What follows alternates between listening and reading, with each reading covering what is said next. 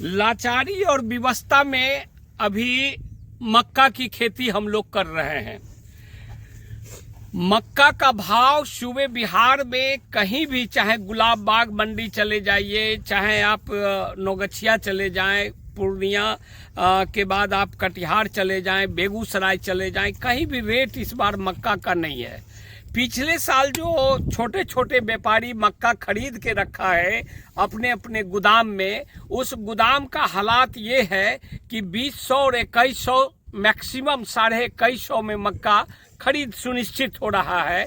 और उसमें भी आप एक चीज़ जान लें कि 2200 में ये लोग खरीदे थे मई और जून के महीने में।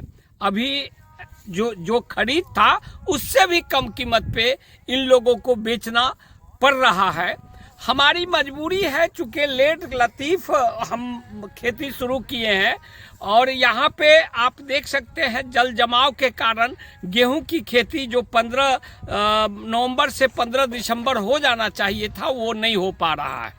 नतीजन मक्का लगा रहे हैं। मक्का का एमएसपी भारत सरकार ने 2400 रखा है और इस बार मुझे लगता है कि मक्का मजबूरन हम लोग खेती कर रहे हैं। टैरिफ टैक्स जो अमेरिका ने लगाया है पूरे विश्व में, और टैरिफ टैक्स के कारण वो दबाव भारत सरकार पर बना रहा है कि मेरा जो मक्का का स्टॉक अमेरिका में पड़ा हुआ है वो भारत खरीदे, जबकि भारत में सबसे ज़्यादा मक्का उत्पादक राज्य रबी के महीने में, रबी के सीजन में बिहार है और बिहार में सबसे ज़्यादा मक्का का उत्पादन 16 डिस्ट्रिक्ट में होता है। उसमें एक खगड़िया, अररिया, किशनगंज और कटिहार, पूर्णिया है, लेकिन भाव नहीं है।